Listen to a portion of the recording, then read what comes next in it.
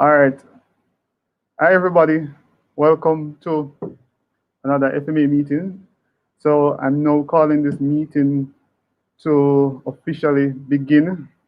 And so to get things rolling, we're going to ask one of our members to just open in prayer, and that is Tatiana. So she's going to join now and open today's meeting with prayer, as we can't leave out God enough. So we're going to ask her to pray for us at this time.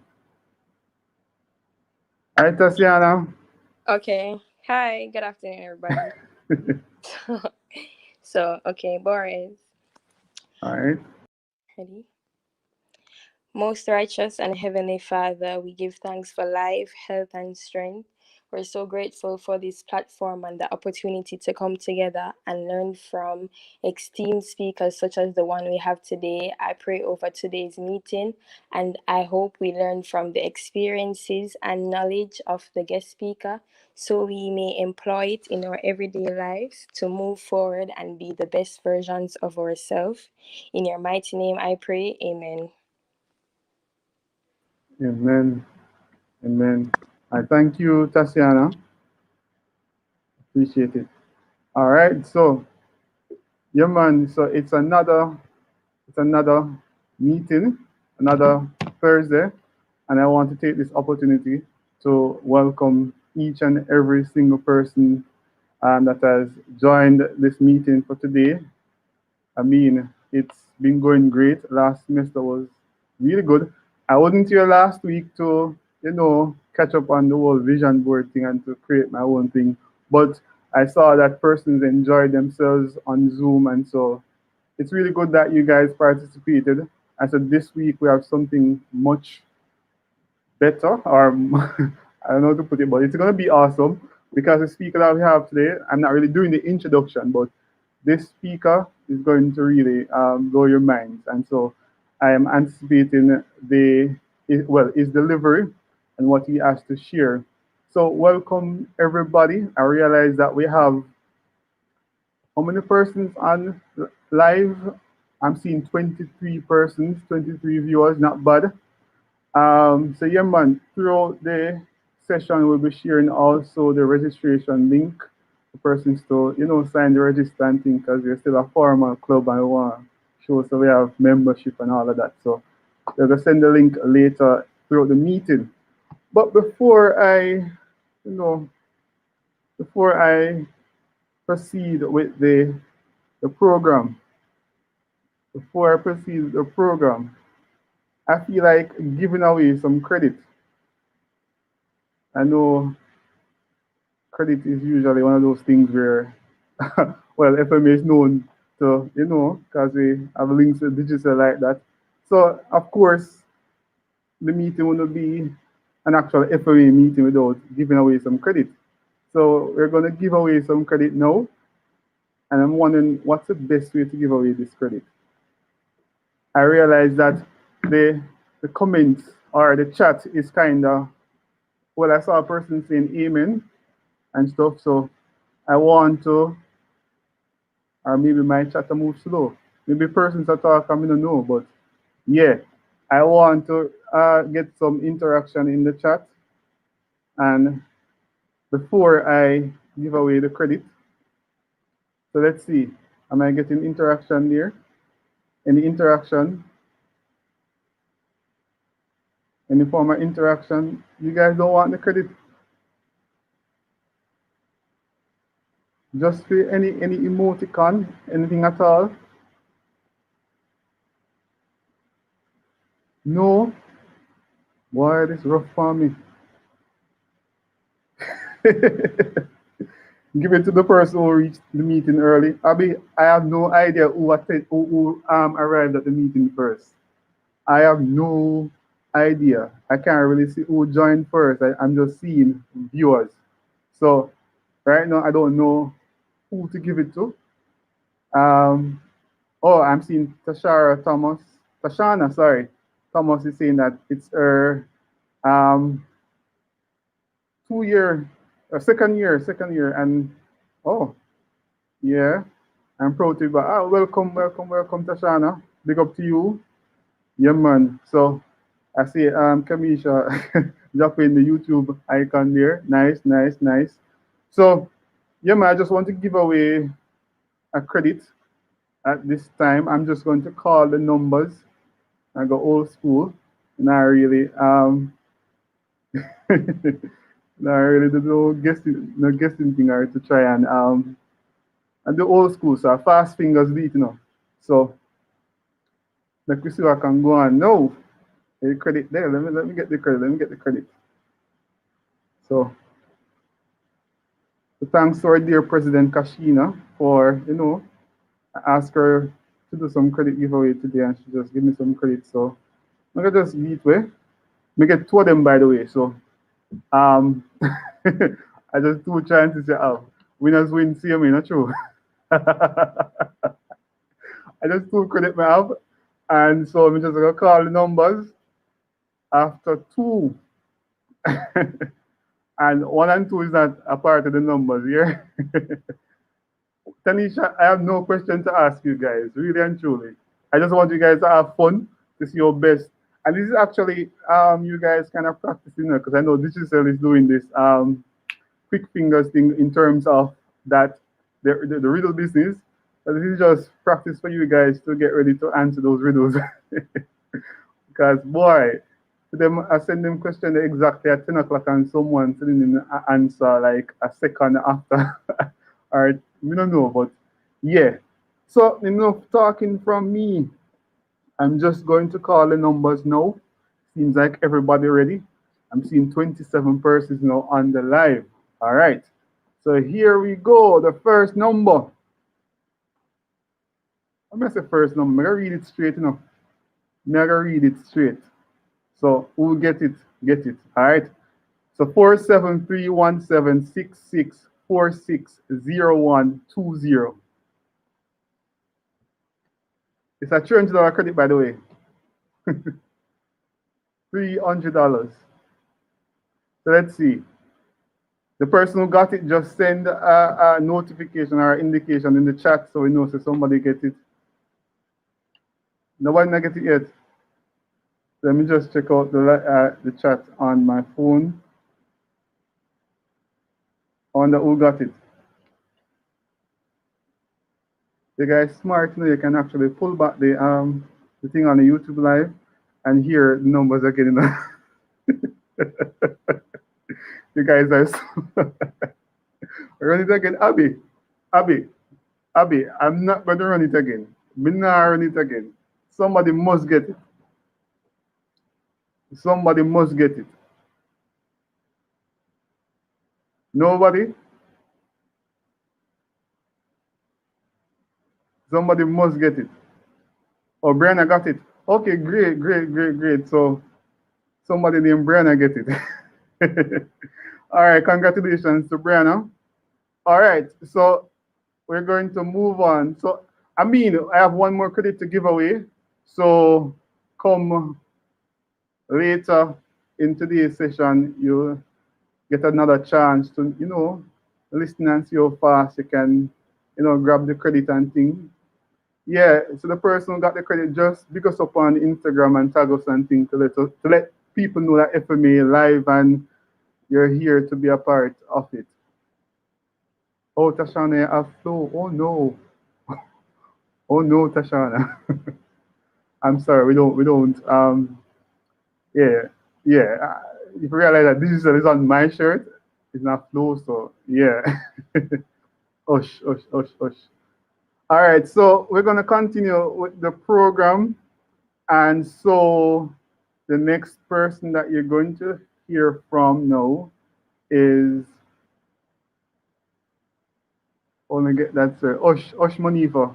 I'm so sorry. But better luck next time so you can get a chance to, tune in and think. So the next person you're going to hear from is Brianna Hamilton. She's going to share an item. Um, it's she's a member of FMA and this is something that we're embarking upon. So, get the members involved in the live session, in the meeting to share their talent and stuff. So she's going to share her talent I'm not going to tell you what it is. So when she comes on, you can just support her in the chat. So just send emoticons and all of that. Whatever her talent is or whatever she's going to do, just support the thing. All right. So over to you, admin.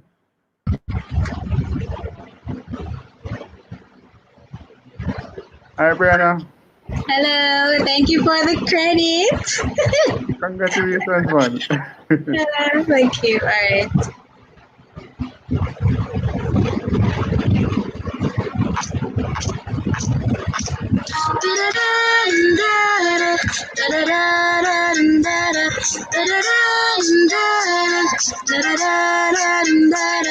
Hurry up and away, so close but so far away.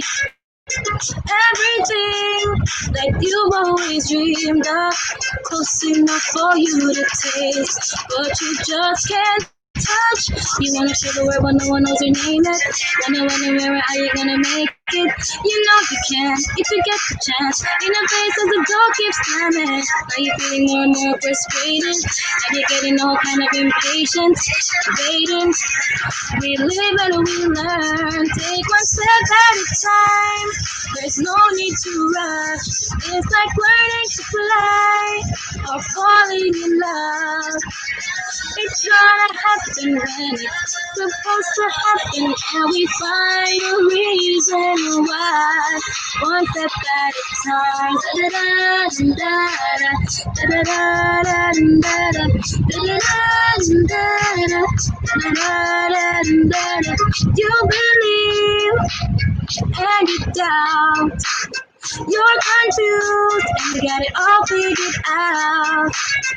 Everything that you've always wished for could be yours, should be yours, would be yours if they only knew. You wanna show the world, but no one knows your name yet. Wanna win the mirror, how you gonna make it? You know you can if you get the chance. In the face of the door keeps slamming, and you're feeling more and more frustrated, and you're getting all kind of impatient, waiting. We live and we learn and take one step at a time. There's no need to rush. It's like learning to fly or falling in love. It's gonna happen when it's supposed to happen, and we find a reason why. One step at a time. When you can't wait any longer, but there's no end in sight. It's the faith that makes you stronger. The only way you get there is one step at a time.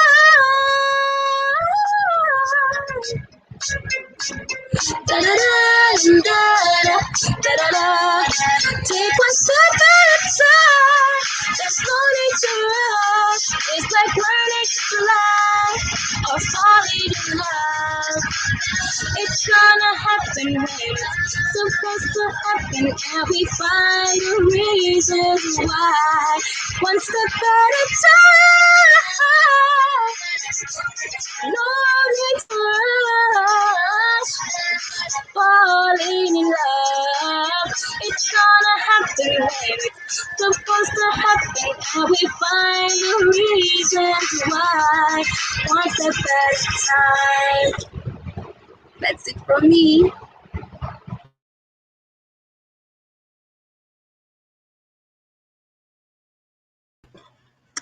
That was Woo! so beautiful. Wow, thank you so much, Brianna. We appreciate you. You're welcome. Girl voice nice, bud. Yeah, man, our voice, nice, man. All right. All right, guys. So, since I'm here, it's time to do the introduction of the guest speaker. So, take it away, Tariq. All right. Give it a minute.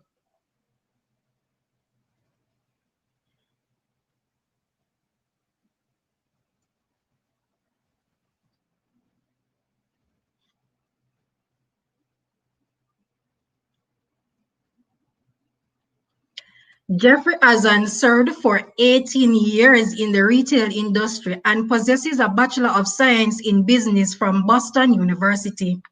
A leader on a number of entrepreneurial projects, a third-degree black belt in Shotokan karate, and an award-winning Toastmaster for his ability in speaking, leadership, and service. A past member and vice chairman of the board of directors of the Kingston YMCA.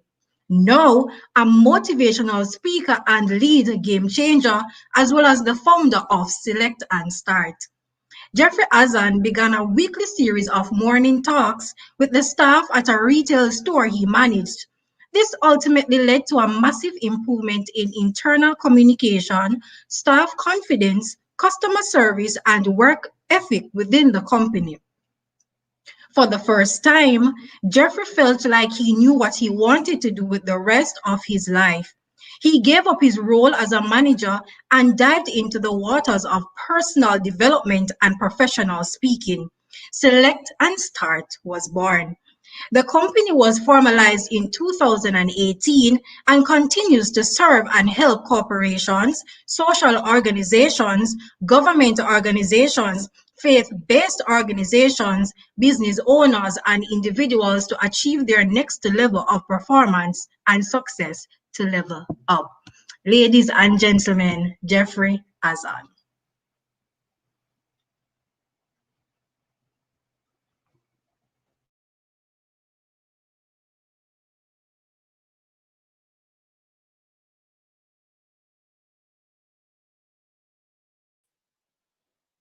All right, so Marcel, it look like he's not here as yet. I'll say give him a few minutes. You hear me? You guys hear me? Yeah. All right, so can probably give him a few minutes. He's on his way. I guess he's in some traffic. All right, so Guys, hi what guys. about So the my name vision is board session from last week? Like, how many of us actually decided that, hey, I am going to start a vision board and actually get serious about my goals? Like, how many of us did that? Take it in the chat. I see Manifa said yes. Manifa, you can tag us, you can post and tag us. You may never know. You probably win the next credit that Rovel has to give away. I have credit for going, man. Abigail asking us to give away our next credit. I bet she don't make her vision board as yet. Abigail, you have your vision board?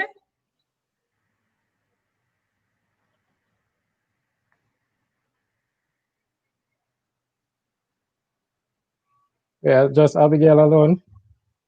And Manifa. I Nobody else understand. now say yes. No man, this can't work. Need more interaction, man.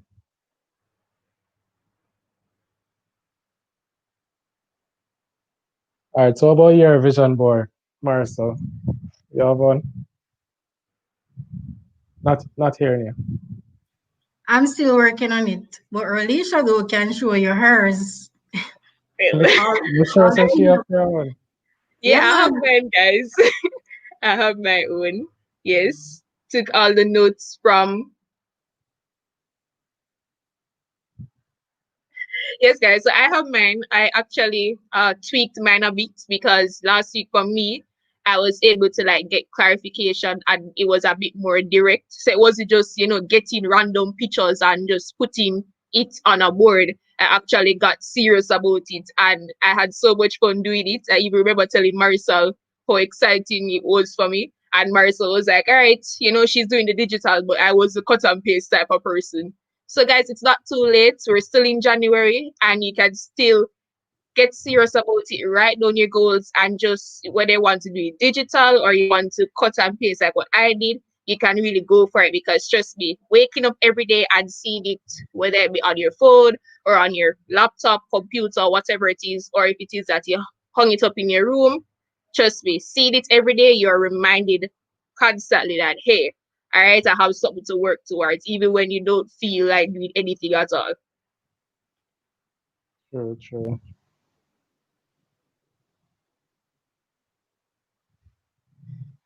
Well, I don't really have a vision board. I just have, oh, it seems as if Mr. Azan is here. So, Marisol, you want to introduce him again a little bit? All right, sure. You can bring up back the screen then. No problem. I know I forgot about everything. I just, here's Mr. Azan. No, the register. Hold on.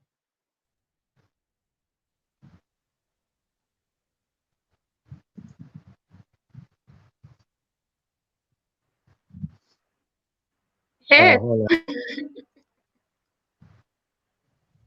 All right, so you want to go ahead with the presentation, or you would love to hear the intro that we did for you? Oh, I didn't know an intro was done for me. I Yeah, apologize. I was told to be here for 3:30 and to log on at 3:20, so that's when I jumped on. My apologies. Yes, if you had put in the work to do the intro, I'd love to see the intro. Okay, no problem. All right. So Jeffrey Azan served for 18 years in the retail industry and possesses a Bachelor of Science in Business from Boston University. A leader on a number of entrepreneurial projects, a third-degree black belt in Shotokan, karate, and an award-winning Toastmaster for his ability in speaking, leadership, and service. A past member and vice chairman of the board of directors of the Kingston YMCA. Now, a motivational speaker and lead game changer, as well as the founder of Select and Start. Jeffrey Azan began a weekly series of morning talks with the staff at a retail store he managed. This ultimately led to a massive improvement in internal communication, staff confidence, customer service, and work ethic within the company. For the first time, Jeffrey felt like he knew what he wanted to do with the rest of his life. He gave up his role as a manager and dived into the waters of personal development and professional speaking. Select and Start was born. The company was formalized in 2018 and continues to serve and help corporations, social organizations, government organizations, faith-based organizations, business owners, and individuals to achieve their next level of performance and success to level up. Ladies and gentlemen, I present to you Mr. Jeffrey Azan. Boy, wow! I feel motivated. Wow, and I love the graphics. You guys really did a great job. It really is the future marketers for sure, for sure. All sure. right, ladies and gentlemen, we're here. We're here at this meeting. We're here to talk about position to win. Now, I know this is strange for many of us. I know it's strange for me. I'm not used to just strictly talking to a screen. Well, not technically a screen, because I can see two people over there to the side whose names I can't read when it's that small. But I have somewhat of an audience, and you did not come today to hear me ramble. So let's talk about actually positioning ourselves to win. I jumped on a little earlier and I heard a number of people talking about vision boarding, which is a very interesting thing to talk about beginning of the year and on this particular topic about positioning to win. Now, if we're going to talk about winning, then the first thing we need to talk about is how do we define winning? What actually is winning to you? Unfortunately, many of us are told what winning is, and very often that is assigned to a dollar value. Winning is the person with the most money. Winning is the person with the highest social status. Winning is the person with the highest grade.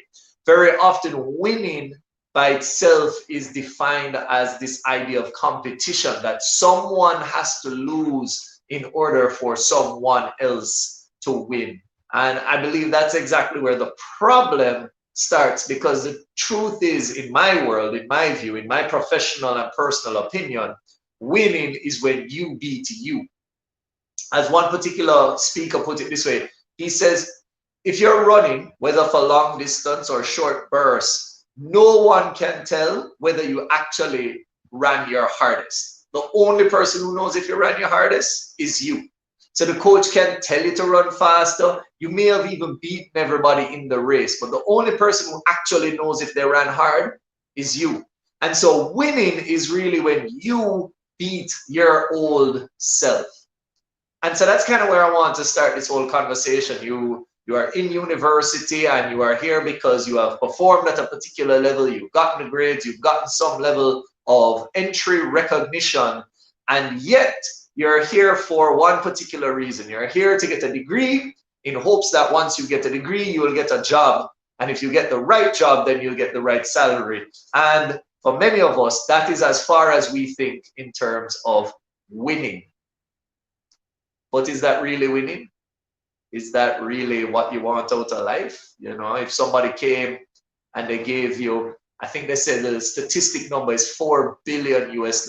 If you got $4 billion US, you'd never have to work another day in your life. You wouldn't even have to invest any of the 4 billion unless you went really crazy and bought like yachts and jets and all sorts of crazy stuff like that. The maintenance costs would kill you. But they say that you can live for the rest of your natural life, 4 billion US easy without a problem. So if I did that and I took away the need for a job, what would you do with your life? I mean, it really doesn't take that long to travel the world. You know, they say there are something like 140 or 160 sovereign nations in the world that we can go and travel to. Based on travel and holiday and vacation, they recommend spending no more than a week to 10 days in any one location. If not, you begin to lose that sort of tourist feeling. So if we say a week and we say 100 and let's say 40 countries for easy math, then you would have traveled the entire world in roughly 3 years. What would you do after that? I mean, many of you are like 18, 19, 20, maybe even 21. Maybe some of you even younger than that. Maybe some of you 17, just get your driver's license. But I'm asking in a serious way. I mean, you get that 4 billion US because remember, you're in school to get a degree, to get a job, to hopefully earn a salary. But I've taken away the need for a salary. You don't need it anymore. You have the money, you don't need it. And then you give me the answer every millennial gives me, oh, if I had all that money, I'd travel. I'd travel. Okay, great. So you travel. You travel the whole world. You travel the world twice. So it takes 6 years. You do the whole world twice in 6 years. And you're now 30 years old. You still have another 40, 50, 60 years left to live, which is still longer than you have already been alive. So you have more time left than you've already experienced. You've already traveled the world. What do you do now? You know, I'd love to get some answers in the comments. I'm not sure if I can see the comments. If you know, I'd love to hear it, right? And the reason I ask this is because many of us have been pre-programmed. We've been pre-programmed with a belief about what winning is. We've been pre-programmed with this idea of a promise, which as we saw in 2020, the promise never worked. In 2020, the promise fell apart. You know, it didn't matter if you had a degree, it didn't matter if you had a job, it didn't matter if you were in this industry and making money that way. Everything just came to a halt. And we had rises in depression, we had rises in domestic abuse, we had rises in child abuse, we had rises in anxiety. But a lot of this came from people who were making good money, they should have had a decent savings. So what happened? Well, in my world, in my perspective, what happened is people were no longer allowed to go to their job and they had to make a decision to choose life. And that's the thing is many of us have never chosen what we're going to do in life. Many of us have walked this path. As I said, and I can go on and on about just this formula that we've been fed. Go to school, get good grades. If you get good grades, you go to a good university or a program. Go to a good university or a program, you get a good degree or a good certificate. You get a good degree or a good certificate, then you get a good job. You get a good job, hopefully you make good money. You make good money, then maybe you'll attract the right partner. You attract the right partner, then you can start a family. After you started a family, then you work long enough to retire, and then you die. And that's what many of you are already planning on doing. You really didn't plan further than that. Yeah, you have the vision board. Yeah, you have things all over the vision board. That's nice. That's pretty. That's things that you will go out and enjoy and experience. But I'm just saying, outside of that overall plan, what were you really going to do with your life? So that's kind of where I want to start is how do you define winning? Because that's going to change a lot for you. Now, I don't say this as somebody just coming out here to bash you. I'm not this guru and know it all and I've walked the perfect path. Just like you, I was walking that exact same path. I went to school to get the degree to get the job to make the money to live that sort of comfortable life, and eventually retire and die. And what happened is somebody asked me a very interesting question trying to sell me a product. And in trying to sell me the product, they asked me this. They said, Jeffrey, when last did you choose the life you are living versus living the life you've been given? And of course, I puff up my chest. I say, I make my choices every day. Nobody tells me what to do. And I came to realize that what he meant is that the choices I were making were kind of in this small box. Like they were stuck in these parameters. So in these parameters, I had three choices. And because I was making one of those three choices, I felt like, yes, I'm in charge of my life. But the truth is that the world was kind of like more this size. So it wasn't that I had three boxes, but I had hundreds of options. But I felt that I was in charge. And it's when he opened up my mind that, oh, I have these hundreds of options that I was like, whoa, I actually wasn't choosing my life. I really wasn't taking charge of it. And that's when I started living. And be honest with you, that's when I felt that I started winning. Because you see, that conversation happened when I was about 25. And up to 25, I really didn't like my life. Up to 25, I was in the rut. I had a good job. I had a decent pay. I had some level of financial security. I was doing all the things that I was expected to do. But then I had that conversation in 25 and I began saying, okay, I'm choosing my life. Let's go. Let's get it. And I started really going after things. And I can tell you this is that between 25 and now I'm 32, I achieved more in those 7 years than I did in the 25 previous to it.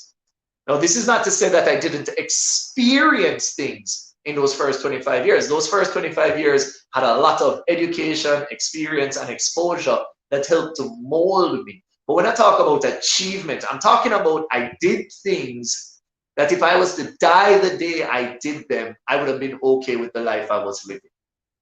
And that's one of the other elements of this idea of winning, is that a lot of us think that we're going to live a really long time, and so we will eventually get what we're going after. We'll eventually connect with whatever it is we're supposed to do. I'm saying real winning is about living that life that you want to live. No, because any day can mean day, and any day can be it. That would be the end of it, right? And for me, those 7 years, that was what I chose. In those 7 years, it's when I joined Toastmasters. And in my 7 years journey in Toastmasters, I have represented Jamaica at every leadership level that Toastmasters had to offer within the region. I have won the International Speech the Caribbean Speech Championship for impromptu speaking. And I've achieved the highest honor Toastmasters have to offer, which is both the Triple Crown Award as well as the Distinguished Toastmaster. That only happened in the first 7 years. Karate, I used to do karate as a kid. I never really achieved anything. Yeah, I won a little one medal and I won this, but I never feel like I achieved anything. When I picked up karate again at 25, I then went on to represent Jamaica at the International Goodwill Camp. I went on to represent Jamaica at the Olympic qualifier in Curacao, and I was one of the people chosen for the Jamaican team for initial training for the Japan 2020 Olympics. That happened in the last 7 years because I started choosing my life.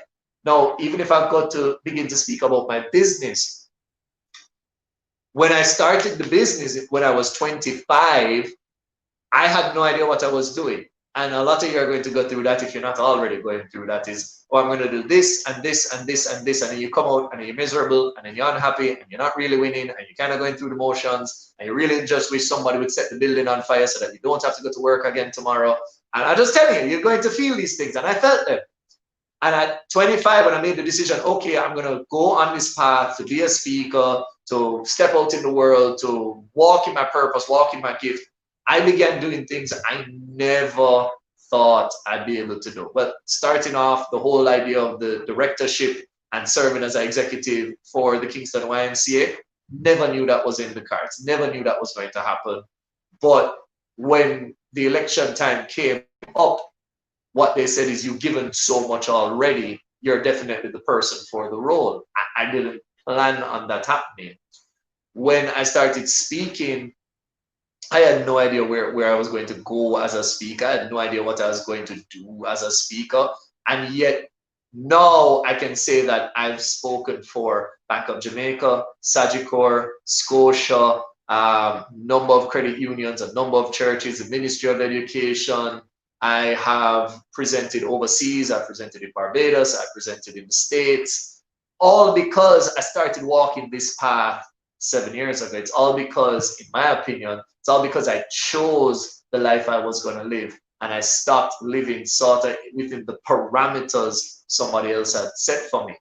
Now, this is not to say it was easy, right? Because where I was a job where I had a certain level of financial comfort and financial security. And because I wasn't happy in the job, I had to choose to give up that financial security to walk my own path. Now, I don't know if any of you have ever done this or experienced this, but when you tell your people that you're going to start your own business, there is no more, hey, can you help me out here?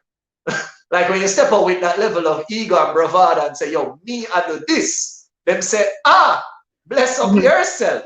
Yes. Right?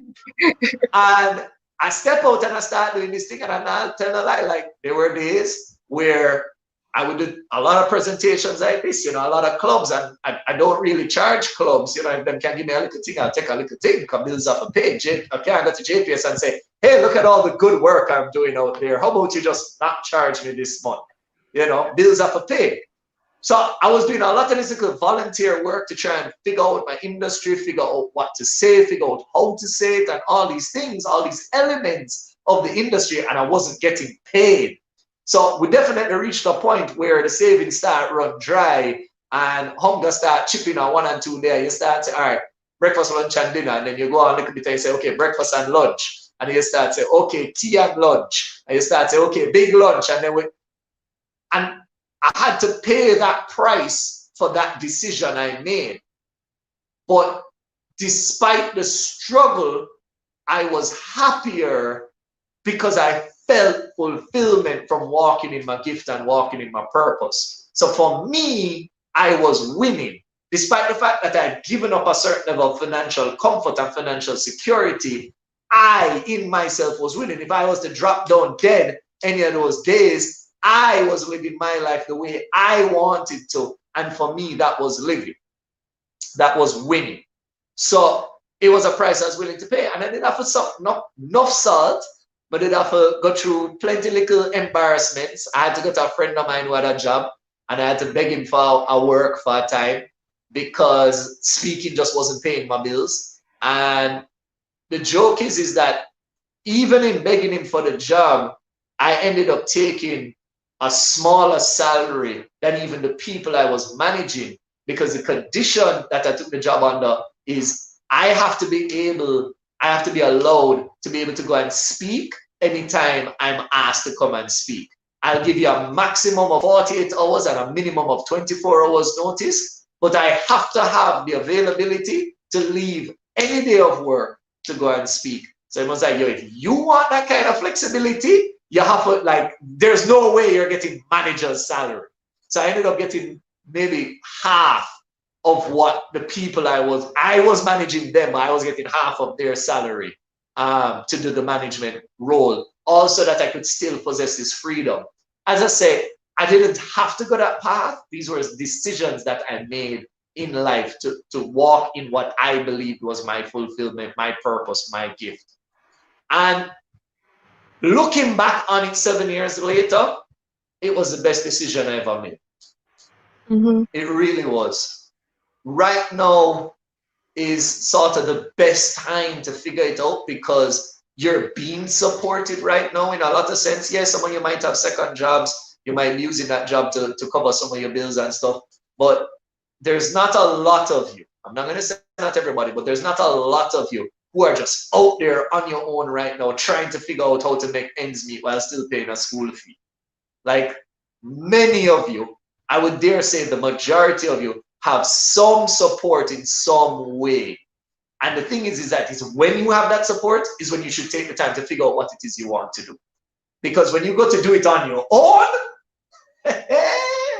let me tell you about it, right? So now is definitely the time I tell you to figure out what it is you want to do.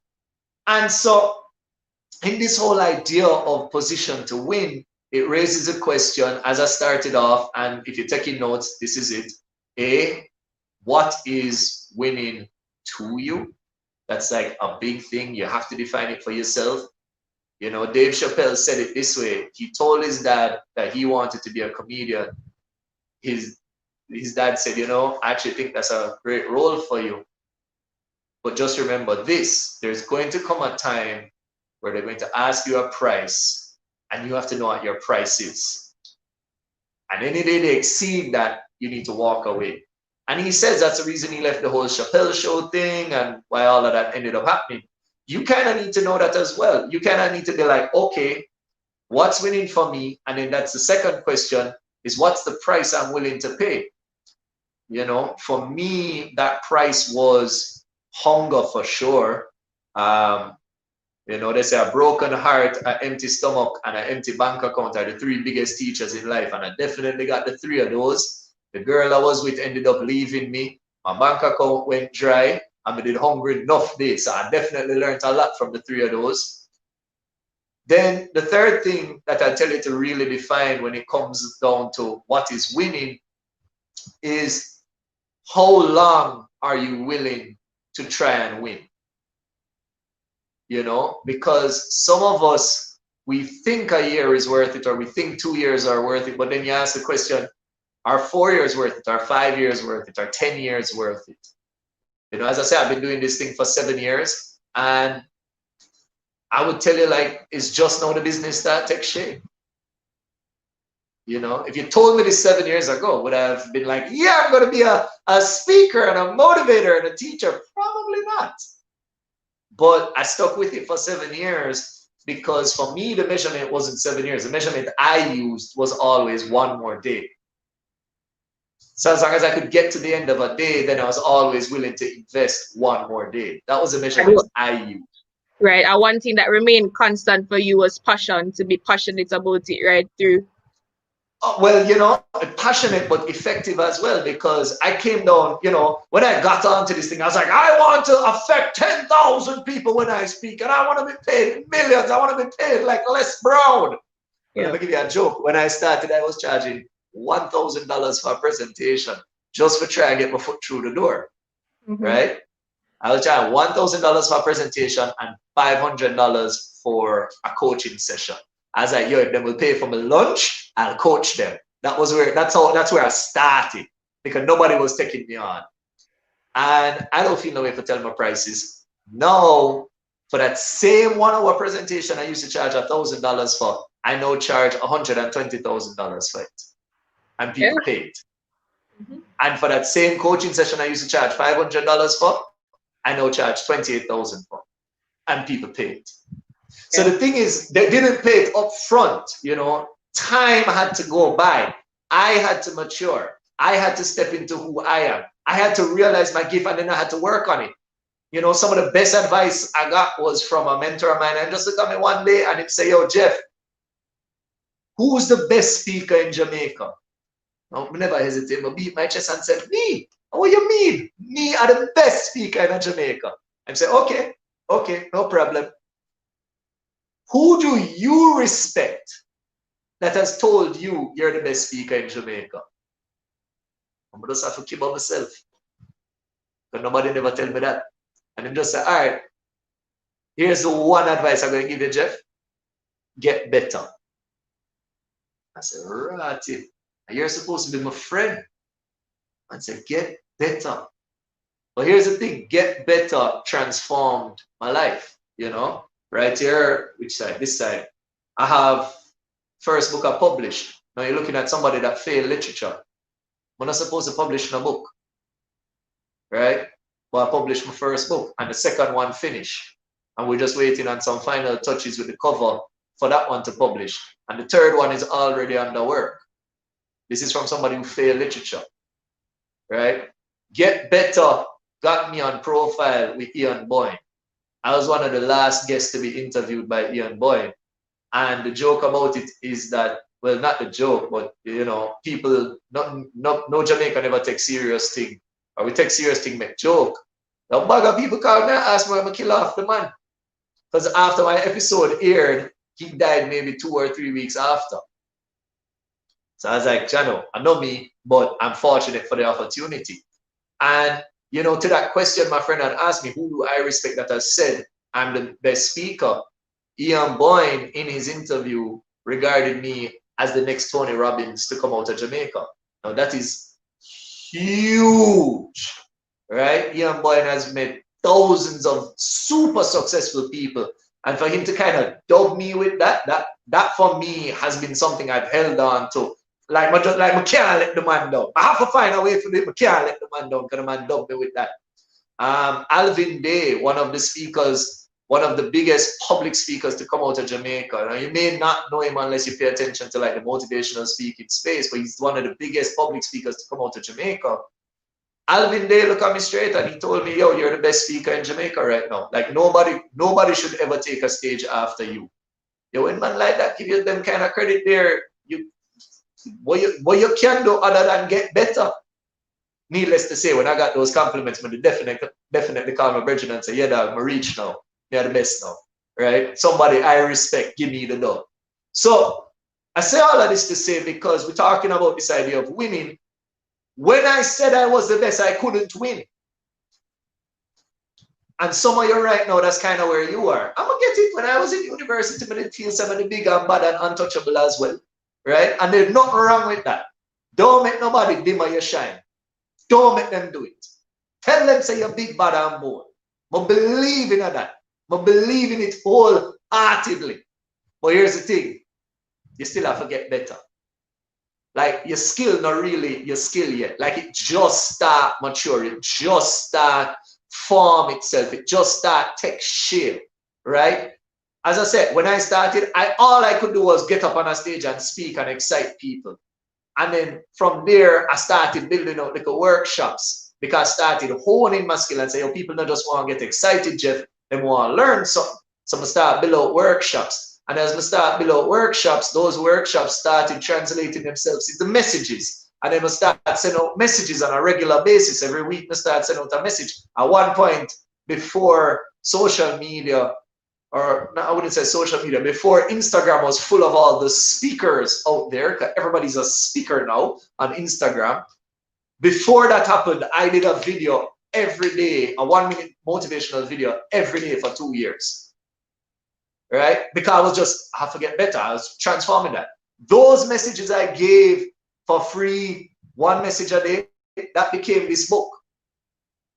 Those messages I gave away for free, that became the book. Because one day somebody messaged me back and say, yo, when is the collection coming out?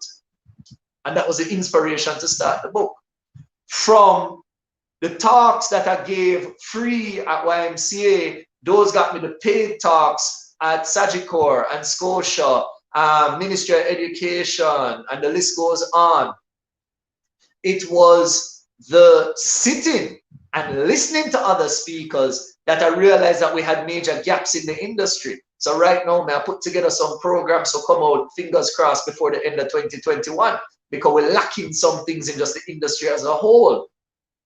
Because of the journey, I have acquired a number of mentees, a number of clients, and even a number of mentors who see me in action and say, yo, I want to work with you. I want to hear what you're on and see how I can be a part of your journey. All of that happened because I focused on getting better. So if there was one thing I was to say about winning, it would definitely be that over everything else, is that beat your chest, make yourself shine, make them know your name, be proud of who you are. But while doing that, get better. Moving towards that, you have your definition, you know what you're willing to pay, you know how long you're willing to fight for it, and you know how to do it, which is this idea of get better. And then I would have to encourage you, bring somebody along with you. Now, this isn't just about the entourage. No, someone, everywhere I go, 22 hour, and I mean, me and myself, I had a buck-ups with popcorn one day, and I did really want to thump down two other people in them entourage, because they're just full of themselves. I did really have to ask man if it feels like him a popcorn. As at an event, I was where I was, they were where they were, and the man come try to push me out of the space. I'm look upon the man and the man say, yo, I'm the artist. Me I say, see the artist over there, I'm going to do the artist, how are you go? And popcorn actually had to like come over and be like, yo, in the worth it, yo, everybody squash it, right? So don't be that. Don't be the person with a bag of entourage. Because it don't serve nobody no purpose, because they just a ride on your coattail. It's not worth it. But reach behind and pull people forward. Because I entered this industry when it wasn't an industry. It's like me and 3 people actually started an industry of Jamaica of motivational speaking, where that is what we do. You know, there are a lot of people in Jamaica who speak and they go to conferences and all of this, but they get invited to speak because of something else that they did. You know, a good example, like a Nicole Campbell. Love Nicole energy. Like, I love seeing her do her thing. Like, Nicole just vibes. But the reality is, Nicole did so well at education consultation that she was invited to speak on education, goal setting, building out your vision for what you want for your future. But it's her success as an education consultant that got her on stage. I just came out and I said, I want to be on the stage. That never go on before me and maybe 2 other people. Now it's like a whole industry. People messaging me all the time and say, yo, I'm doing workshops, I'm doing events. I was invited to speak here. I have some mentees that them say, yo, I've kind of been doing this small thing with a group, but now somebody want to pay me to come and speak at this event. How do I charge them? So really and truly, it's a handful of us that are now creating the industry. And for me, the most beautiful thing isn't to say that I pioneered the industry, but it's that other people are now coming up in the industry because I pioneered it. There are people who now see this as a career possibility here in Jamaica, that I don't need to leave Jamaica for my gift of voice to be recognized. It can happen right here in Jamaica because somebody pioneered it for me. And that's one of the things that matter most to me, is that after I win, the next thing I need to do is I need to teach somebody else how to win. Because, you know, I use Bolt as an example.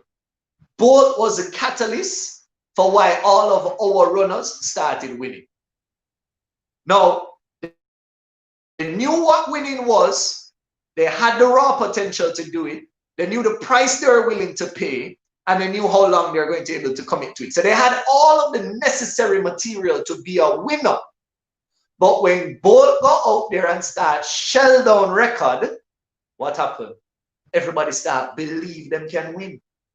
So as a Jamaican, them go out there with a different sort of attitude. Them say, me can't lose? No, sir. Me? You know, see what Bolt do? The man I run cross finish line and beat him chest, and me must come lose? You know, see, so we place first, second, third, and me must come lose? So the whole mindset of the team, of the track team of Jamaica transformed because Bolt won. That's the other element of winning that I'd encourage anybody to go out and do, is when you win, reach back, bring somebody else forward. Show them that they can win too. You know, if you're going to coach somebody, it's always best to be coached by somebody who won before. And there's a meme on IG that I keep seeing pop up. It says, if you want to own a Rolls Royce, stop take advice from people who drive a Corolla. And it's just the truth of the matter, right?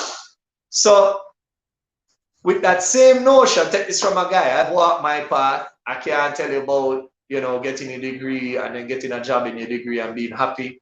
Some people, that is what's for them. I'm not the person to talk to that person because I personally believe formal education has had a lot of downfall. I think formal education has had a lot of challenges and buck-ups and issues. But for the person who is in school because they believe they needed a degree to get a job, this message is for you.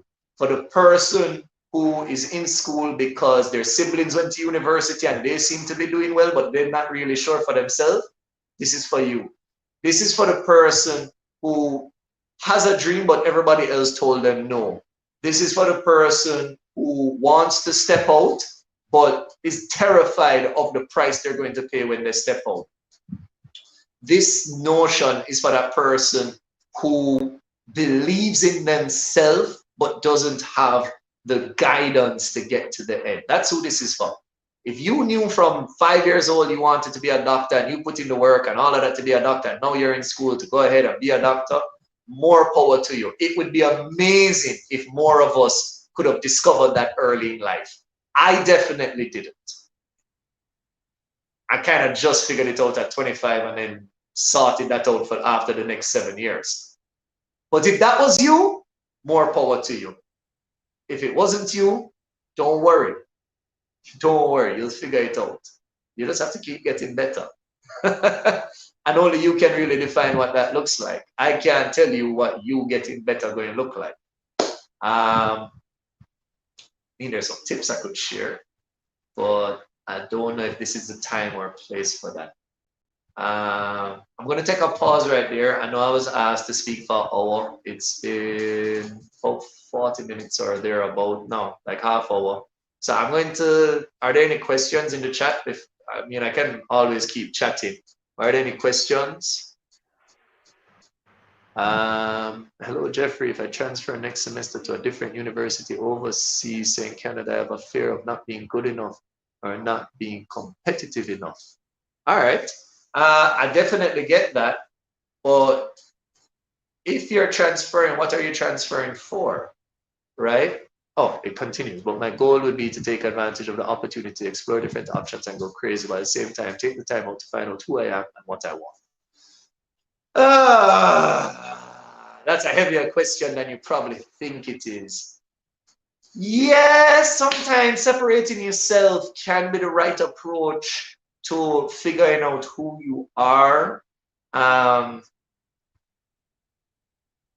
The more exposure you have will definitely help you figure out who you are. I try to give the best advice. I don't like just being like, here are the 3 things I think you should do next. But let me try and give you some real advice. I forgot the name. I didn't pay attention to the name. Sorry. I've only paid attention to the question. All right. So you're leaving. Say you transfer to go to oh, there you are again. Tashana. Mentally prepared and ready to take risks and make sacrifices next step in life. All right. Tashana, here's what I'm going to tell you to do. Step 1, you need to be really clear about what your vision for life is. And I don't mean the things that you want to achieve. That's where a lot of people get their vision wrong. Sorry for those of you who got a vision board and didn't do it right. But your vision in life shouldn't be about the things you want. Your vision in life should be about the life you want to live, because that's how life works. We are taught to work, achieve, and then live life. I'm here to tell you, live life first. Figure out your work in the living of life, and then allow your work and life to achieve. So what you really want as a vision for your life is, what should my life be like? Mentally, physically, emotionally, spiritually, financially, socially, personal development wise, what does my life look like? So you need a very clear vision of your life there. Then the second thing that everybody has to kind of figure out when we're talking about who am I is your purpose. Now, these are my both personal and professional beliefs about purpose. And maybe this is where I wanted this conversation to go, but I wasn't sure if it was the right time or place. But your question prompts it. Here we go. How do we figure out our purpose? Purpose is really 2 things that have been setting us from the very beginning. And those two things are this. It is our priorities and our gifts. Our priorities and our gifts. Now, our priorities are the things that feed our soul. They feed us. Responsibilities often get mistaken for priorities, because if I have the responsibility of a school fee, when things get urgent, that school fee becomes a priority. But it really isn't. It's a responsibility. Responsibilities very often are attached to bills. So if there's a direct bill attached to it, it's probably a responsibility and not a priority. Priorities are the things that give us a sense of fulfillment, give us a sense of joy, give us a sense of revitalization. And it doesn't have to do it for anybody else. If you put 10 children on a playground and give them a football, chances are 2 of them are going to fall in love with the football. They could have played football all day, all night. But the other 8, they'll play around, but they're not so interested. So what ends up happening is football is a priority to those 2 kids. And all of us have these sort of priorities that they matter to us, they mean to us, we enjoy them, and we don't have a rational explanation to why we enjoy it. We can't go through and we can dabble and be like, oh, I like football because football goes on and it's a fluid game and look at the talent and the grace. And blah, blah. No, you just like football. Like, you don't need to defend it. So we have our priorities separate from our responsibilities. Now, the second thing which I said is your gift. Now, gifts are the hardest thing to uncover simply because a gift is the thing you do best with the least amount of effort. I teach that one from Steve Harvey. A gift is the thing you do best with the least amount of effort. But I'll add this to the Steve Harvey definition. And that is, thing you do best with the least amount of effort that serves the most people. Your gift isn't meant for you. Funnily enough, that's why it's called a gift. You're meant to give it away. So your gift isn't for you. Now, the reason that many of us have a problem figuring out our gift is because if it's our gift, it means that it is natural. If it is natural, then we assume everybody else can do it. For example, if you have a gift for cooking, like when you start mixing your spices together and all of that, you can get the food to taste any way you want it to taste. You say, but why people make cooking so hard? Because they not have the gift. So you have to be very mindful of what your gift is. And as I said, it's going to be hard because it's natural. The easiest way to figure out what your gift is ask the people around you. Just ask them. Be like, yo, when you think about me, what's that one skill or talent that I have that just stands out? What's that one thing I do that just stands out? It might not even be a skill or talent, you know. I mean, when they told me I had a gift for speaking, I tell them, say, everybody can chat. That was my, I'm never even wait. I said, dog, what do you mean? Everybody can chat. I have a gift for speaking. I only know one language. I'm barely do that one good. So, really and truly, I understand this gifting. He said, no. It's not so much speaking, it's motivating and teaching. Anyway, I took time, paid attention and realized, wait, hold on, no, I really do this well and I enjoy doing this and it's easy for me to do it. And it impacts a lot of people. Give. Ready, let's go. So it's good to ask people what's that thing or that character trait or that skill that no matter what, when you think about me, that's number one. Every time, number one. You get enough people to tell you something, believe them. That's the gift. And believing them is the hardest part about it. So let's assume you go through the work, you figure out your priorities. You've separated your priorities from your responsibilities. You know the things that feed your soul, that make you energized, and then don't really come with no bill. And you understand your gifts. You understand the things that you do better than everybody else, that you do easier than everybody else, and that it impacts and serves a whole bunch of people. Your purpose is when you can figure out how to use your gift to serve your priority. When you use your gift to serve your priority, you are now living in purpose. And to answer your question, I believe it was Tashana, that is who you are. That's really who you are. You're not a title, you're not a degree, you're not your history, you're not even your future. You are who you move as, who you speak as, who you interact as, who you serve as, who you lead as, who you work as. That's who you are. And that person moves in purpose. And that purpose is using your gifts to serve your priorities. And when you do that, people will recognize it. So answering your question, you don't have to go away to do that.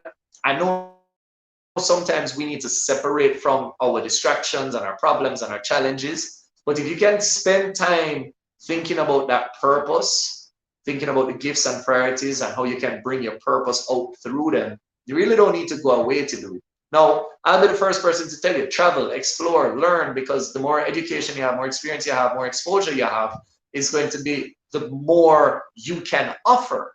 I mean, I read all the time, and I watch plenty speeches, and I watch plenty movies, and I try to take as much as I can, and I travel when the opportunities offered. So go explore, learn, experience new cultures. You know, as a child, I used to say, oh, Jamaica is the best country in the world, and there's no place like Jamaica. Oh, Jamaica's so great. And I never been anywhere. I never go nowhere, so I know Jamaica so great. It's when I started traveling and came back to Jamaica is when I went, oh, no, Jamaica really great. Like, Jamaica really amazing. Like, there's no other country I can go to where 20 minutes one direction I can be in the mountains and 20 minutes in the next direction I can be on the beach. And I can go party in the garrison, but I can go Hope Gardens, go lie down and have picnic. And everybody drink a Guinness and everybody drink a Red Stripe. And overall, we can be a very violent and aggressive people, but we can also be like some of the friendliest and most well-mannered people. You have people that will just share with you just because. You have farmers that will give you food just because. Like, you didn't experience something in another part of the world.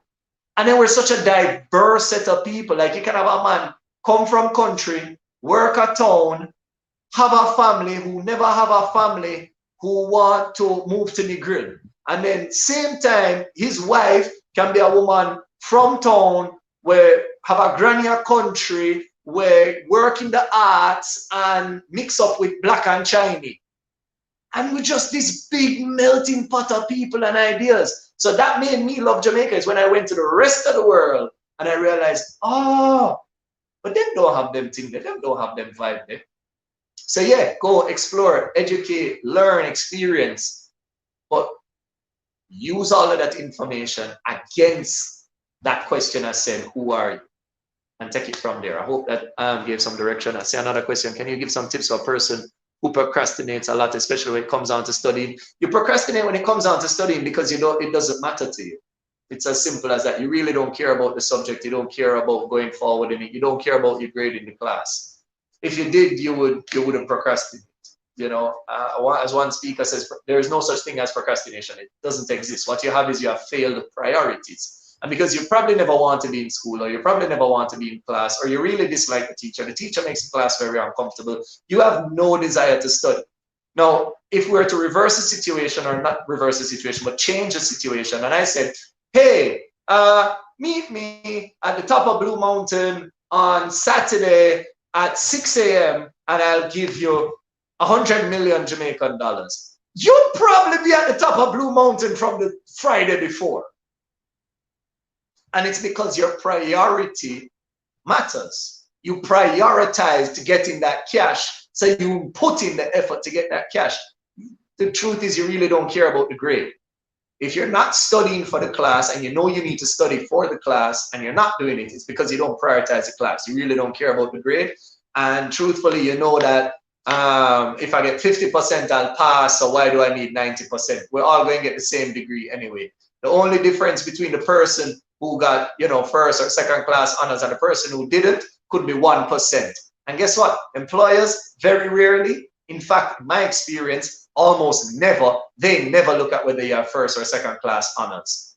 They look at the minimum requirement, which is a bachelor's degree or the master's degree, whatever the job it is that you're going for. They just want to know that you did take the class, because they expect a certain level of thinking if you took the class. Reality is, that's not true. because most of you aren't asked to think in university anymore. Most of you are asked to repeat what's in the textbook. So you end up repeating what's in the textbook in the university. You've got to get the job. And then some of you end up working for the person that did write the textbook. So you actually don't give them any benefit because the only thing you know is what's in the textbook. So if you're repeating to me what's written in my textbook, you're of no use to me. You're not adding any value. So your degree, as I say, I'm not a big fan of formal school. I'm going to just leave it at that. But yeah, there's no such thing as procrastination. What it is a fail to prioritize. So you need to figure out what's important to you. And then when you know what's important to you, you put the work into what's important to you. I've never worked as hard as I worked. I was a lazy student. But I work all 48 hours, 72 hours straight now because I love my company. I love what I do. I love getting these opportunities. So I'll do it anytime. So figure out what your priorities are and then put your energy behind that, because that's what's going to make room for you in life anyway.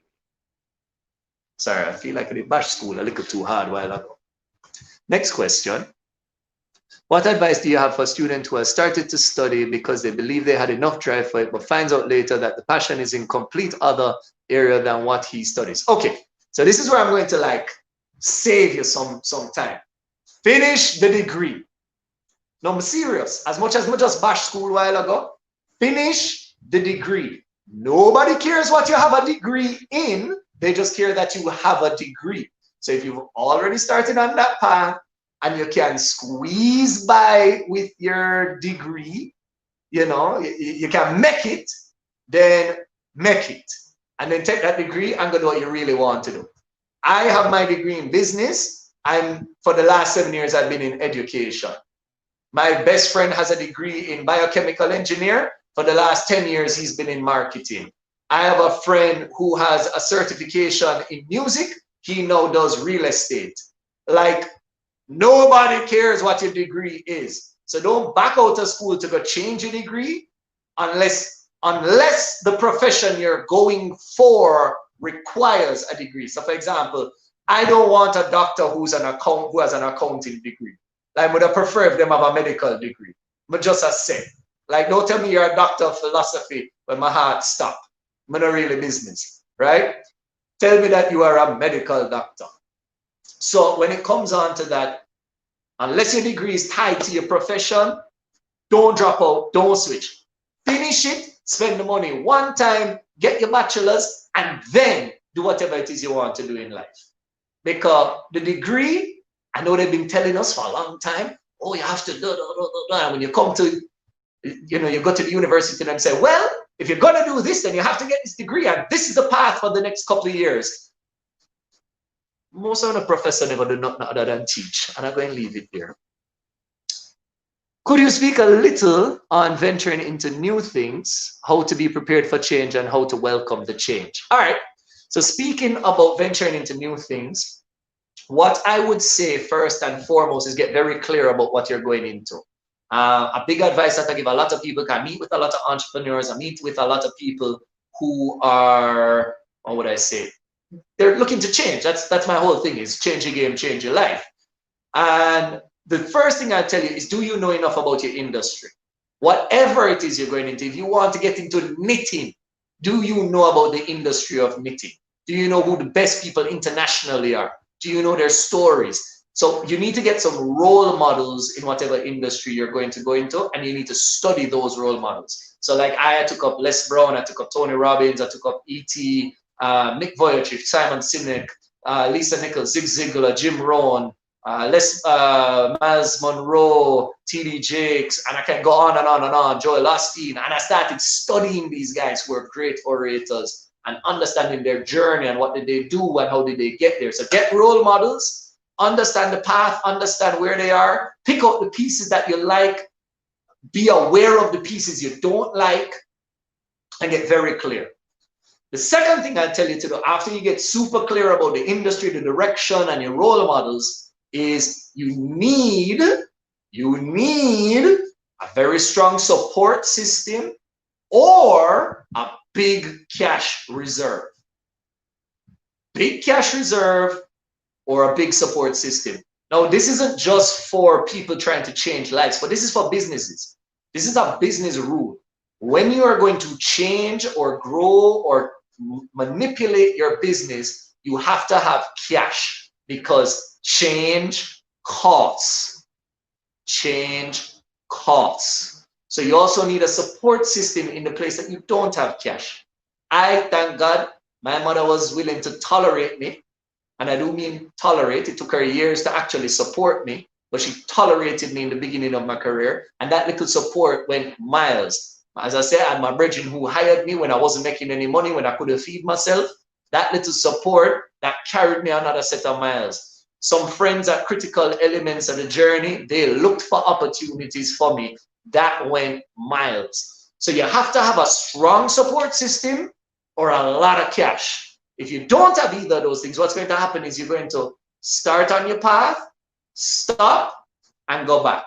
And if you get frustrated again, you're going to start again, stop again, and go back. And you're going to keep repeating this cycle, because you're going to either run out of cash or run out of support to actually go all the way. I don't care what any entrepreneur wants to say. You study enough entrepreneurs, you realize every single one of them either had cash available to them or the right support system, even if it's just them wife or husband, depending on who you study. Even if it's just that one person to be like, I'm here with you. I'll ride out this journey with you. I'll walk in with you. That one person can be all it is. But to think that you as an individual are strong enough to move into this whole new realm by yourself with no support, no cash, no opportunities, you are crazy. It's not that it's not possible, it's highly unlikely. If I'm going to encourage change, I want to encourage efficient and sensible change. So with that, get that support system or that cash reserve. And then once you do that, just work damn hard. Like once you know your industry, once you know where you want to go, once you know you have that sort of support or cash reserve, just put in the work. Like ain't nothing coming easy. In my first year of like whole motivational speaking, I probably listened to close to 200 or 300 hours of motivational speeches just to get an idea of what it was. When I started writing my book, I read maybe 50, 60 books. Now, if this is coming from a guy who, as I said, I never even read the literature books I was supposed to read in school. So to read 50 to 60 books was a huge accomplishment for me. So you have to be willing to put in that work on the journey. But knowing the path, knowing the role models, understanding what they did to get where they're going, and then having that support or cash system, it can half the time it's going to take you to get there, while simultaneously doubling the result. Can half the time and double the result if you're clear on what you got to do and who's in your corner. And then just work hard. So that would be my advice, I guess my 3 key points to anybody looking to make a change in their life. Any other questions? I don't know if my hosts here are going to allow me to take any other questions. Host, you can help me out here if there are any questions maybe in the chat. Okay. Give me a second. All right, there was one question though that somebody sent to me. They wanted to know if you have ever lost drive and how did you get yourself back into that positive headspace. I know for you it was just growing and getting better and better that really pushed you, but you spoke so highly of having persons in your car and having good support system. Did you have that as well? Well, as I said, I had the one friend who definitely helped me out in a major way. He was an entrepreneur. He had started his thing right out of university and he had been doing it for a couple of years. So he was a big motivating factor. But I think my most recent lesson in losing heart and coming back from it was COVID. Like many people in the professional industry, and as you can imagine, my thing is, I deal with people, I work with companies, I do events. Companies weren't spending cash, events weren't happening, and nobody never wants to see nobody. So COVID was announced in Jamaica, I believe it was like the Wednesday, and by the Friday, all my income for the year had disappeared. Like every email just started coming in, like March, just everything just disappeared. And yeah, that first week, I never know what I was going to do because 2020 was supposed to be my year. It was the year of perfect vision. It was the year of doubling up. I just done this conference. I just published my book. Yeah, 2020, I'm ready. And then all my income just disappeared. So that first week, I can't tell a lie. That first week, I lie down in bed and watch movie all week. I never want to see nobody. I never want to deal with nobody. I never want nothing. And what ended up happening is I sat back and I asked myself, I said, okay, Jeff, if you were your client, what would you tell them? And I said, okay, if I was my client, the number one advice I'd give them is be positive and be productive. As long as you're working in the right attitude towards your goal, something is going to open up for you. And I started doing just that. I started working on the second book. To give you an idea of how focused I was on that second book, this one, I keep the thing messing me up. This one took me 2.5 years, 3 years to write. This second book, I wrote it in 6 weeks. And it is 3 times as long as this one. So to just give you an idea of like the focus that went in.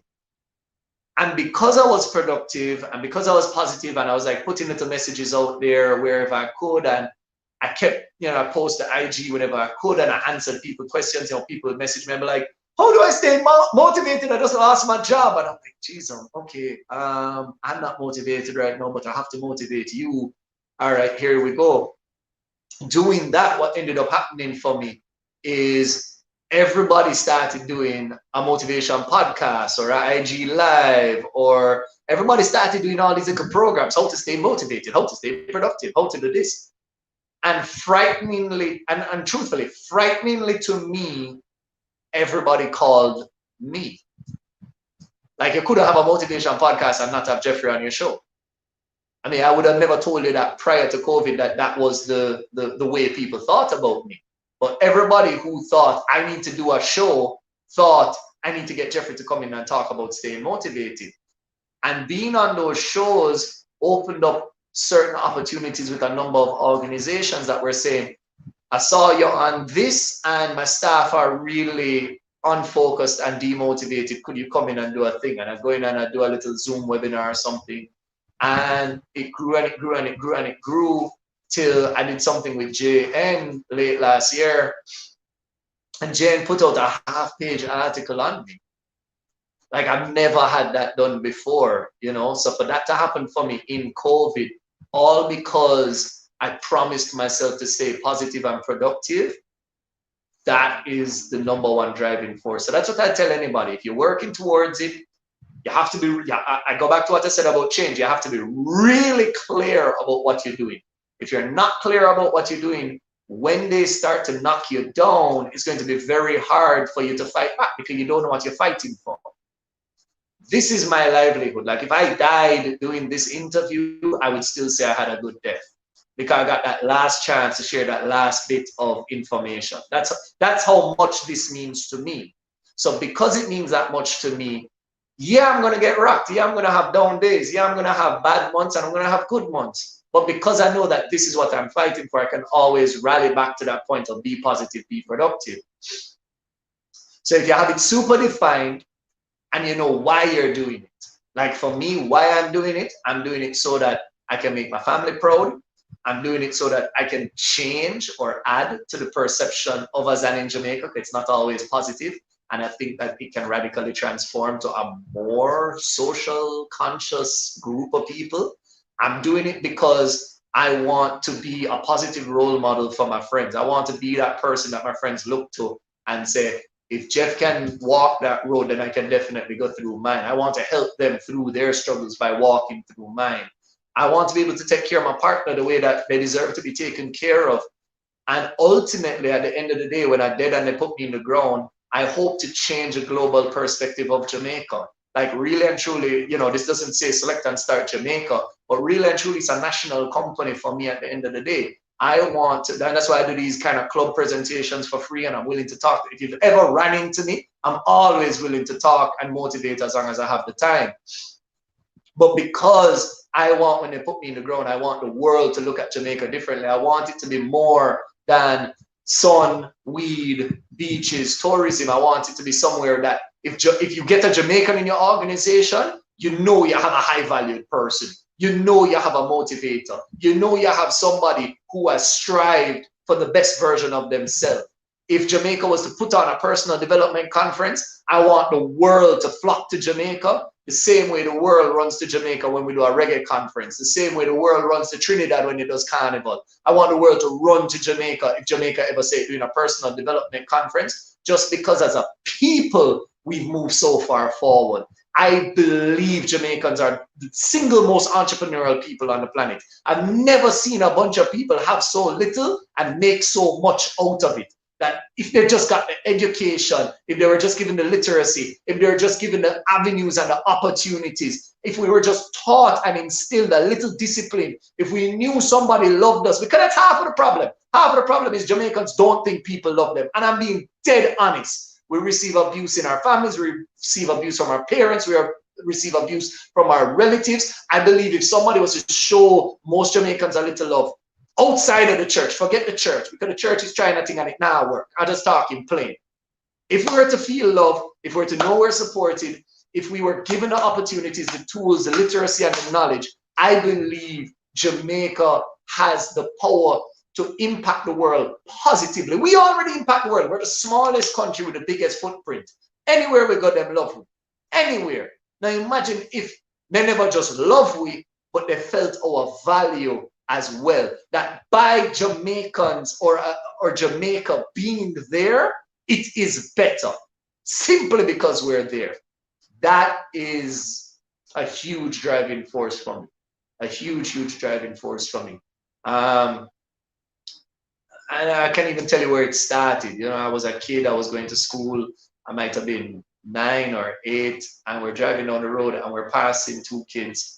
I mean, based on their size at the time, I could only assume one might have been like 6 and one 5. And like the 6-year-old or 7-year-old was taking care of the 5-year-old. And I'll never forget my dad looking across and saying, if only we lived in a country where a 7-year-old never needs to take care of a 5-year-old. And I've never forgotten that. Like that pierced me to my core as a youth. And it has probably become a big defining factor of who I am. You know, and I just really wish that we could create a Jamaica where, you know, we talk about one love, but can we really demonstrate it all the time? You know, we talk about redemption, but can we really offer it all the time? You know we are great people. We know we're loud. We know that we make a statement when we step into place. Can we do it in a way where other people don't feel inferior? And I guess that brings us full circle right back to the beginning, that winning isn't about beating somebody else, but winning is about beating yourself and being the best version of yourself. That's what winning is to me anyway. And yeah, that keeps me motivated because I've defined it. So if you're looking to stay motivated, I definitely tell you, spend some time and define it. And after that, just be positive and be productive. I see something come here. It's going to be hard if you don't know what it is. Okay. I like what you just said about having clarity of what your aim is, or else it's going to be hard if you don't know what it is that you're fighting for. Thank you for this key advice. So I'm happy to share. I'm here to serve. Yes. And yeah, clarity. Jeffrey, trust me, we really appreciate that so much. So I'm just asking my team to put our, virtual vote of thanks on the screen. Yes, our virtual No problem. Yes. Here we are. I love it. Right. I love it. So Jeffrey, we'd like to say on behalf of the UTECH FMA family, a big thanks to you for dropping these insightful gems. Like, trust me, the majority of us needed that drape up, so to say. We really needed it for sure. We'd also like to thank you and your team, Select and Start, for sponsoring this meeting. We really appreciate it. And as a club that is geared towards continuous growth and development of our members, whether it be for themselves personally or the different brands that they're building, position to win could not have been a more fitting topic. And to get better, I think that's that for FMA, getting better. It's all about growth. Super appreciative of it. So once again, thank you. And we did the whole right now. So yeah, there it is. And I will be sending this certificate to you and your team. So thanks again, Jeffrey, and all the best. No problem. Happy to serve.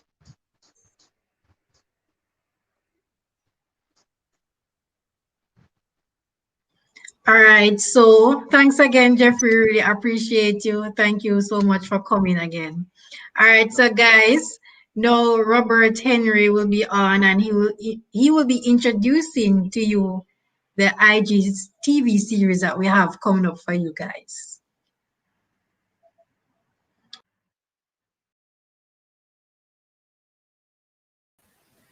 Oh damn, you guys are gone now. All right, great. So basically, hope you guys are hearing me. Yeah, basically, right. So what we're going to be doing this semester, I don't remember if you guys can remember clearly how we started to implement something for the young entrepreneurs, the small business owners that are a part of the club.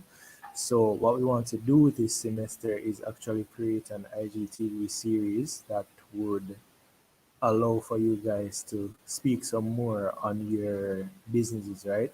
So a Google form or a Google Docs link will be sent out for you guys who are interested in speaking some more, how it started, what motivated you to start it, what does it supply, all of those small things. So yeah, man, if you guys are interested, the link will be sent out soon for you to add your name and so on.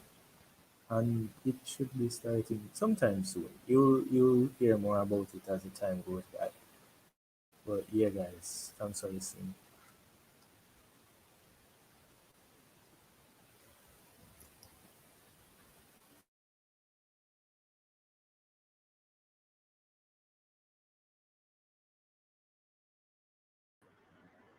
All right. So, yeah, man, big up everybody. Um, Big up Robert, Alicia, Marisol, Tarek. Uh, Today was a really good meeting. Yeah, man, that's really a wrap. I enjoyed it. Thanks to I think I saw nearly 40 persons live and engaged at one given point. So, respect to everybody that turned out. Before I adjourned the meeting, as I said before, at the start of the meeting, I got two $300 credit to give away, and so I gave away one already. So it's time to give away the second one. So I have no question to ask. I'm not at up in head right now. I'm simply going to read the digits on the card. I wonder if I should make it interesting. Read the digits in reverse. You know, mega do it though. Mega do it. I'm going to do it. Let me see if the guys they're ready in my chat because I'm not seeing anybody comment, or maybe it's delayed. But I am planning to read the digits on the card, the $300 card, in reverse. Let me see who can get that. No, I'm sorry, Brittany. It's not the other network. It's Digicel. Only Digicel. Strictly Digicel. All right. So it's a $300 Digicel credit. So yes, Abby.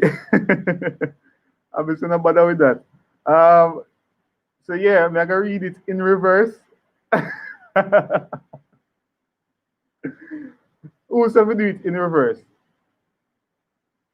All right, so Abby alone no Do want yeah, it in man. reverse. Do it in a Reverse. reverse. I like that spice here. You have to give them a little challenge to get the credit. Yeah, Yeah, man. All right. exactly. I get none. Exactly. It's only for members, regular members. So yeah, let's go. Get your phones out. You know, how not gonna do it. Well, let's see. So here we go. 2 333 1951 01 638. But now I read it again, Let me see who can get that. I'm sorry, Alia. I saw you go. We have to challenge you guys, We have to challenge you. Well, Annette, I'm so sorry. We don't read it already still, so it's not a punishment, Brittany. It's a challenge. You know, we have to challenge each other to grow and things. No punishment around here. Let me see who will get it. So the first person who got it, or the person who got it, can you just indicate?